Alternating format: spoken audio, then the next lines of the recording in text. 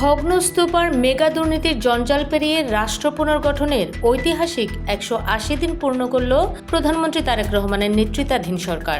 দায়িত্ব গ্রহণের পর থেকেই সবার আগে বাংলাদেশ স্লোগানকে সামনে রেখে অর্থনীতি পুনরুদ্ধার, শিক্ষা ও স্বাস্থ্যের উন্নয়ন এবং সুশাসন প্রতিষ্ঠায় নেওয়া হয়েছে একাধিক বৈপ্লবিক পদক্ষেপ। 180 দিন পূর্তিতে প্রধানমন্ত্রীর কার্যালয়ে আয়োজিত মতবিনিময় সভায় সরকারের অগ্রগতি ও ভবিষ্যৎ রূপরেখা তুলে ধরেন মুখপাত্র মাহাদি আমিন সহ সরকারের শীর্ষ নীতি নির্ধারকেরা। অর্থনীতিতে স্থিতিশীলতা ফেরাতে 3 আর কৌশলে $1 ট্রিলিয়ন অর্থনীতির লক্ষ্যমাত্রা নির্ধারণ করেছে সরকার।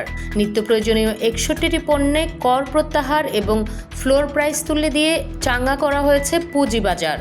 সামাজিক সুরক্ষায় অসচ্ছল নারীর জন্য মাসিক 2,500 টাকার ফ্যামিলি কার্ড এবং কৃষকের প্রণোদনায় চালু হয়েছে কৃষক কার্ড। এছাড়া জুলাই গণঅভ্যুত্থানের শহীদ পরিবারকে 30 লাখ টাকার সঞ্চয়পত্র ও পুনর্বাসনে নেওয়া হয়েছে ঐতিহাসিক উদ্যোগ। তথ্য ও সম্প্রচার মন্ত্রী জহিরুদ্দিন স্বপন স্পষ্ট জানান, ধ্বংসস্তূপ সরিয়ে জবাবদিহিতার সংস্কৃতির মধ্যে দিয়ে রাষ্ট্রকে নতুন কর্মসূচি বাস্তবায়নের উপযোগী করাই প্রথম 6 মাসের মূল লক্ষ্য।